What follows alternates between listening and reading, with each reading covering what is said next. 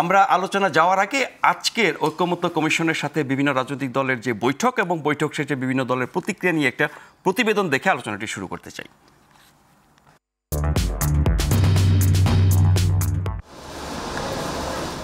নতুন বাংলাদেশ নির্মাণে জাতীয় ঐকমত্য কমিশনের বিরামহীন প্রচেষ্টারই অংশ সংস্কার সংলাপ। প্রথম দফায় কিছু বিষয়ে ঐকমত্য পৌঁছালেও মৌলিক সংস্কারে একমত হতে দ্বিতীয় পর্যায়ের আলোচনা। ঈদুল আজহার পর রাজধানীর ফরেন সার্ভিস একাডেমিতে সংবিধানের ৭০ অনুচ্ছেদ, সংসদে নারীর প্রতিনিধিত্ব, প্রধান বিচারপতি নিয়োগ সংক্রান্ত অমীমাংসিত বিষয় নিয়ে রাজনৈতিক দলগুলোর সাথে আবারও বৈঠকে বসে কমিশন। বিএনপি, এনসিপি সহ অনেক রাজনৈতিক দল অংশ নিলেও দেখা যায়নি জামায়াতকে। দলটির তরফ থেকে বলা হয়েছে, লন্ডনে প্রধান উপদেষ্টা ও বিএনপির যৌথ বিবৃতিকে কেন্দ্র করে তারা সংলাপ বয়কট করেছে। বৈঠক শুরু হয় নির্ধারিত সময়ের প্রায় ঘণ্টা খানেক পর। আলোচনার অগ্রগতি প্রসঙ্গে বিএনপির স্থায়ী কমিটির সদস্য সালাহউদ্দিন আহমেদ জানান, আস্থা ভোট ও অর্থ বিল ছাড়া দলের সদস্যরা সংসদে দলের বিপক্ষে ভোট দিতে পারবে, এই বিষয়ে ঐকমত্যে পৌঁছেছে সব দল।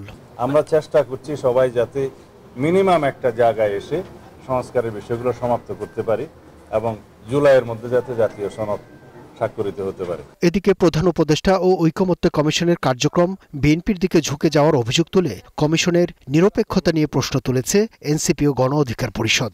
আমরাই যদি এলাকায় গিয়ে জিম্মি হয়ে পড়ি, আমাদেরকে উদ্ধারে যদি পুলিশ সেনাবাহিনী লাগে এবং রাতভর এই যুদ্ধ করে ভোর রাতে উদ্ধার করে, তাহলে নির্বাচনের পরিবেশ বা রাজনীতির মাঠের পরিবেশ কতটুকু আছে সেটি নিয়ে তো অবশ্যই আমাদের একটা প্রশ্ন থাকবে। জাতীয় ঐকমত্য কমিশন যে পদ্ধতিতে সামনের দিকে এগিয়ে যাচ্ছে এবং তাদের দল নির্বাচন করার যে পদ্ধতি এবং ঈদের পূর্বে ঐকমত্য কমিশনের সভাপতি এবং সরকারের প্রধান উপদেষ্টা তার যে বক্তব্য ছিল সে বিষয় নিয়ে আমরা প্রশ্ন তুলছি। কমিশনের সহসভাপতি অধ্যাপক আলী রিয়াজ জানান, আগামী মাসে জুলাই সনদ ঘোষণায় সংকল্পবদ্ধ তার নেতৃত্বাধীন জাতীয় ঐকমত্য কমিশন। সব বিষয়ে হয়তো আমরা একমত হব না, কিন্তু তারপরেও আমাদের লক্ষ্য হচ্ছে জাতি এবং রাষ্ট্রের স্বার্থে যেন আমরা খানিকটা হলেও ছাড় দিয়ে এক জায়গায় আসতে পারি। দলগুলোর সাথে সংবিধান সংশোধনের মতো বিভিন্ন গুরুত্বপূর্ণ ইস্যুতে ঐকমত্যে পৌঁছাতে আগামী ৩ কর্মদিবস সকাল সন্ধ্যা বৈঠক করার কথা জানায় কমিশন।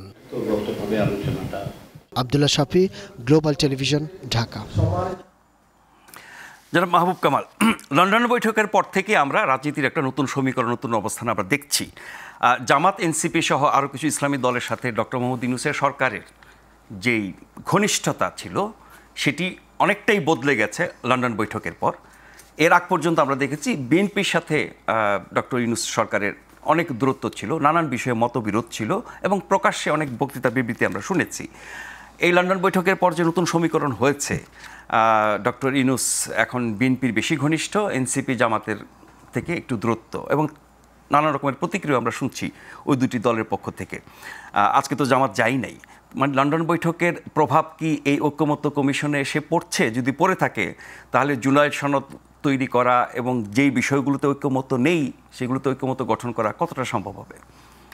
আচ্ছা, আপনি যেহেতু বললেন যে আগে বিএনপির সঙ্গে যে বৈপরীত্য ছিল বা বিরোধিতা ছিল, এখন এদের সাথে হয়েছে, এ প্রসঙ্গে একটু বলে নেই। মানে এগুলোর কথা তো কেউ বলে না।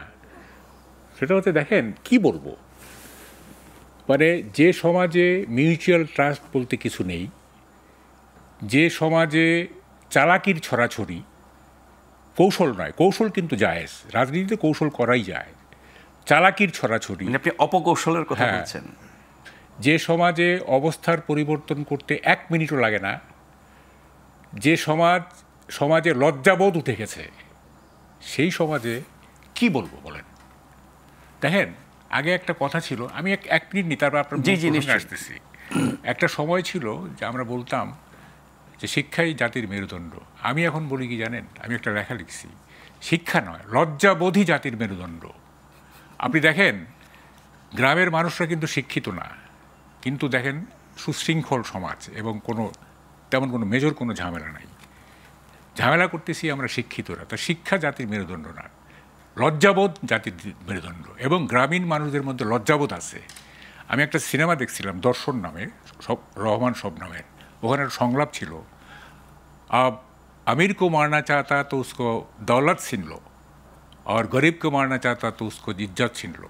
মানে যদি ধনীকে মারতে চাও তাহলে তাদের সম্পদ কেড়ে নাও, আর যদি গরিবকে মারতে চাও তাহলে তার ইজ্জত সম্ভ্রম কেড়ে নাও। গরিবের সম্ভ্রম বোধ এত বেশি, আমাদের শিক্ষিতদের কোনো সম্ভ্রম বোধ নাই, হ্যাঁ, এবং লজ্জাবোধ নাই, যে কারণে এত কিছু ঘটতেছে।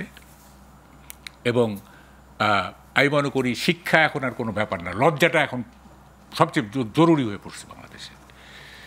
আচ্ছা, এখন আপনি বলছেন যে এনসিপি ক্ষোভ প্রকাশ করছে, কেন শুধু ক্ষোভ প্রকাশ কেন? ডাকেন, এই রাজুতে আয়, এটা ডাকেন না কেন? আগে তো কথায় কথায় বলতেন যে রাজুতে আয়, তো বলেন রাজুতে হাজার হাজার লোক নিয়ে এসে বলেন যে লন্ডন বৈঠক মানি না, দেখি কি মানে কয়টা লোক সাড়া দেয়। হ্যাঁ, দেখেন, politics is a game of cruelty, এটা একটা নিষ্ঠুরতার খেলা। হ্যাঁ, এবং মানে সব সময় হচ্ছে শুধুই ক্রুয়েলটি, কম্প্রোমাইজ নাই। হ্যাঁ, শুধু ক্রুয়েলটি, কম্প্রোমাইজ নাই। কম্প্রোমাইজ কখন হয়? যখন আমার ক্রুয়েলটি কাজ করে না, ঠিক আছে, তখন কম্প্রোমাইজ হয় বাধ্য হয়ে। হ্যাঁ, এটা আমি পরে ব্যাখ্যা করতেছি।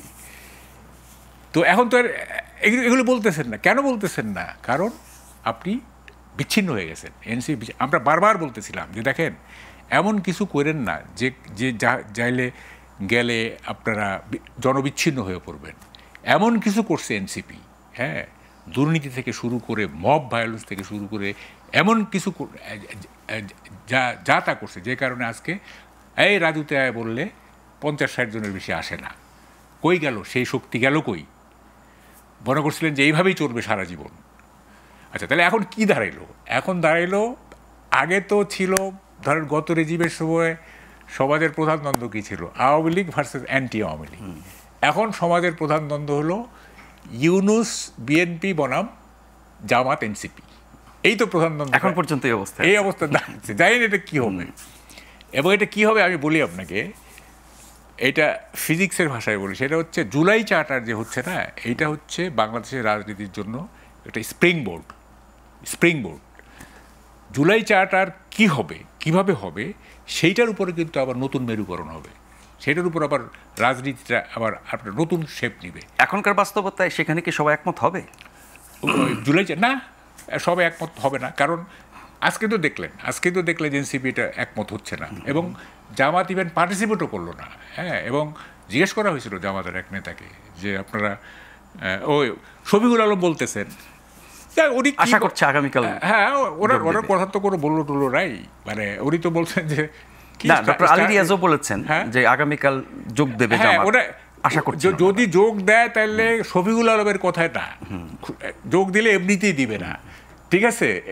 এইটা শফিকুল আলম বলছে কারণে যোগ দিছে, এইটা না, তার কথার কোনো বললো নাই। এখন যিনি বলতে পারেন যে স্টারমার ক্যানাডায় আছে, সম্ভবত ক্যানাডায় আছে, হ্যাঁ, একটা জাজ্জল্যমান মানে যে ইয়ে বলতে পারে, তার পক্ষে সব বলা সম্ভব।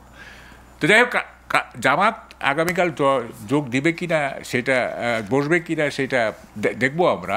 কিন্তু জামাতের এক নেতাকে জিজ্ঞাসা করা হয়েছে, আমি কিছুক্ষণ আগে দেখতেছিলাম, যে আপনারা কেন গেলেন না বা কি বা এই, তো উনি এটা মানে উত্তরটা প্রপার হয়নি আর কি, মানে একটু এক ধরনের অ্যাভয়েড করছেন আর কি। তো এটা তো খুবই স্বাভাবিক, যদি প্রফেসর ইউনুস যদি বিএনপির দিকে টিল্টেড হয়ে যায়, হ্যাঁ, বিএনপির দিকে যদি হেলে পড়ে, তাইলে তো জামাত এবং এনসিপি এদের অখুশি হওয়ারই কথা, তাই না? অখুশি হওয়ারই কথা। এবং যখন তাদের দিকে হেলেছিল তখন কাদের দিকে? যখন এনসিপি জামাতের দিকে হেলেছিল তখন কাদের অখুশি হওয়ার কথা ছিল? মানে ইউনুস তখন বিএনপি, এটা আমরা দেখছি না, আমরা তো দেখছি। এবং একটা দল নিরপেক্ষতা, সরকার নিরপেক্ষতা হারাচ্ছে, একটা দলকে ব্লেসিংস দিচ্ছে, উল্টো দিকে এখন একই কথা শোনা যাচ্ছে। এখন উল্টা কথা শোনা হচ্ছে। আমি তো কি বললাম আপনাকে, অবস্থান পরিবর্তন করতে এই দেশের কোনো পলিটিশিয়ানের 1 মিনিট সময় লাগে না, 1 মিনিট সময় লাগে না। এবং এইখানে কোনো আপনার মিউচুয়াল ট্রাস্ট বলতে যেটা বোঝায় আছে না, রাজনীতি তো এক ধরনের তো ধরেন যে মানে ঐকমত্য থাকতে হয়, যে এই বিষয়গুলো আমরা বেশি ঘাটাঘাটি করব না, এই বিষয়গুলো এই সমস্ত কোনো কিছু বাড়াই নাই। তো ফলে আমি খুব আশাবাদী না এই জন্য যে দেখেন বাংলাদেশটা এমন জায়গায় চলে গেছে, হ্যাঁ, মানে ইউনূস সাহেব কেন বিএনপির সাথে লন্ডনে চলে গেলেন, এটা তো আমাদের বুঝতে হবে আগে। এবং যদি সমঝোতা হয়েই থাকে তাহলে একই ফ্লাইটে কেন উনি আসলেন না, মানে তারেক রহমান সাহেব? যদি সমঝোতা হয়েই থাকে, ধরেন যে কত হৃদ্যতা, কত বই প্রেজেন্ট করা, তো এইটা সেইটা, হ্যাঁ কি হাসিব না, কিন্তু একই ফ্লাইটে আসার তো একটা বাস্তবতা। উনি কি চাইলে হুট করে ফ্লাইটে উঠে পড়তে পারবেন? অসুবিধা কি? বাংলাদেশে কিরা সম্ভব? আরে প্রথম কথা তো হচ্ছে তারেক রহমান তো সেলিব্রেশনে আসতে পারে না 5ই আগস্টের পরে। আসতে পারছে যখন আনসারুল্লাহ ভাটের হেড মুক্ত হয়ে যাচ্ছে, যখন শিবিরের ওই যে চিটাগাংয়ের মুক্ত হয়ে যাচ্ছে, যখন কনভিক্ট জঙ্গিরা মুক্ত হয়ে যাচ্ছে, তখন তারেক রহমানের মাথার উপরে যত মামলাই থাকুক উনি দেশে আসবেন, সেলিব্রেশনে যোগ দিবেন, তারপরে জামিন নিয়ে লিগ্যাল ফাইট করবেন। তার জন্য কি নিরাপদ ছিল? হ্যাঁ, ওই পরিস্থিতিটা কি তার জন্য নিরাপদ ছিল? তো অনিরাপদ করলো কে? অনিরাপদটা করলো কে? এটা উত্তর দেন। আমি বুঝলাম নিরাপদ ছিল না, তো অনিরাপদটা কে করলো? তখন যারা দায়িত্বে ছিল। তাইলে তা আমি তো ওইটাই বলার চেষ্টা করতেছি। আপনি তো আবার কথাটাকে অন্যভাবে বললেন। তো এখন কথাটা হচ্ছে যে উনি সেলিব্রেশনে যোগ দিবেন, যদি লিগ্যাল ফাইট দিতে, মানে যদি মামলাগুলোর ব্যাপারে যদি করতে হয় তাহলে লিগ্যাল ফাইট দিবেন, জামিনে বের হয়ে লিগ্যাল ফাইট দিবেন। কনভিক্টটা বের হয়ে আসতে পারে আর আপনি জামিন নিয়ে লিগ্যাল ফাইট দিতে পারবেন না, এইটা কোনো হইল কিছু? এটা কিছু হইল? এবং তার যে দলটা 16 বছর আন্দোলন করছে, হ্যাঁ, এটা কিন্তু এরকম না যে দেড় মাসে জিনিসটা মানে হয়ে গেছে আর কি। হ্যাঁ, তো ফলে যেহেতু এই দলটার এত বড় স্যাক্রিফাইস, এত বড় কিছু, সেই দলের মূল নেতা আপনার সেলিব্রেশনে যোগ দিতে পারলো না। তখনই আমি বুঝছিলাম যে এটা এই কেস খারাপ। আমি কিন্তু খালেদ মহিউদ্দিনের টক শোতে বলছিলাম এগুলি। তো ফলে এখন কেন হয়েছে? এখন হচ্ছে যে যেহেতু NCP is getting weaker day by day, হ্যাঁ, এটা ডিকেইং। ওই যে সাইমন বলিভার বলছিল যে revolution devours its own children, বিপ্লব তার সন্তান, নিজের সন্তানদের খেয়ে ফেলে। সো 5ই আগস্টের অভ্যুত্থান নিজের সন্তান কারা? নিজের সন্তান হচ্ছে এনসিপি, বৈষম্যবিরোধী ছাত্র, খেয়ে ফেলছে এদেরকে। যেহেতু খেয়ে ফেলছে, ও এনসিপি উইক হওয়ার সঙ্গে সঙ্গে ইউনূস সাহেব উইক হয়ে পড়ছে, কারণ এনসিপি ছিল তার স্ট্রাইকিং ফোর্স। যেহেতু ইউনূস সাহেব উইক হয়ে পড়ছে এবং ঈদের পরের একটা আন্দোলনের ঘোষণা ছিল, সুতরাং উনি সেই জন্য তাড়াহুড়া করে বিএনপির সাথে সমঝোতায় গেছেন। হ্যাঁ, লন্ডনে চলে গেলেন। লন্ডনে চলে গিয়ে বাস কি বুঝাইলেন কি জানি না, এগুলো কিছু কিছু অ্যাপ্রিহেনশন আছে যে এগুলো নিশ্চিত হয়ে তো বলা যাবে না, মানে 1 to 1 কী হয়েছে না হয়েছে এগুলো তো আর আমরা জানি না। তবে এইটুক তো বুঝি যে তারেক রহমানকে গুড হিউমারে রাখার একটা চেষ্টা করছেন উনি। হ্যাঁ, যে এখন স্ট্রংগেস্ট পার্টি হচ্ছে এর, মানে ছাত্ররা is no longer stronger than BNP. হয়তো 5ই আগস্ট ছিল বা 6ই আগস্ট ছিল, 7ই আগস্ট ছিল, এখন আর মানে এনসিপি কোনো শক্তি ধারণ করে না। মানে বৈষম্য বিরোধী ছাত্র আন্দোলন বিএনপির চেয়ে বেশি শক্তিশালী ছিল। হ্যাঁ, আপনি কি বলছেন যে হ্যাঁ, 5ই আগস্ট, 6ই আগস্ট শুধু বৈষম্য বিরোধী ছাত্র আন্দোলন নাকি তাদের নেতৃত্বে যে বিশাল আন্দোলন হয়েছে? ওই তো সেখানে তো বিএনপিও ছিল। না, এখানে শুনেন, এইখানে যদি মানে বিএনপি যদি মনে করত যে আমরা এই যে আমরা ছাড়া বাকিদের চাইতে আমরা বেশি শক্তিশালী, তো তারা আপার হ্যান্ড নিয়ে নিত। তারা কেন মিনমিন করলো বা কেন একটু এক ধরনের, মানে ওই অভ্যুত্থানের সময়টা, অভ্যুত্থানের সময় তো বিএনপির অংশগ্রহণ ছিল, কিন্তু নেতৃত্ব ছিল বৈষম্য বিরোধী ছাত্র আন্দোলন। তাই তো বলতেছি, যেহেতু নেতৃত্ব ছিল বৈষম্য বিরোধী ছাত্র আন্দোলন, তখন অ্যাপারেন্টলি মনে হচ্ছিল যে তারাই সব কিছু, মাস্টার মাইন্ড কিছু সেটারই তো প্রতিফলন আমরা দীর্ঘদিন দেখলাম। তো তখন বিএনপি কি কারণে তাদের এত জনসমর্থন সত্ত্বেও কেন এনসিপি মানে বৈষম্য বিরোধী ছাত্র আন্দোলনের নেতাদের কৃতিত্ব এবং নেতৃত্ব মেনে নিয়েই তো বিএনপি তাদের সমর্থন করেছে এবং সাথে ছিল। আচ্ছা, আমি আপনার এই পয়েন্টটা আরো আমাকে একটু ব্যাখ্যা করতে দেন।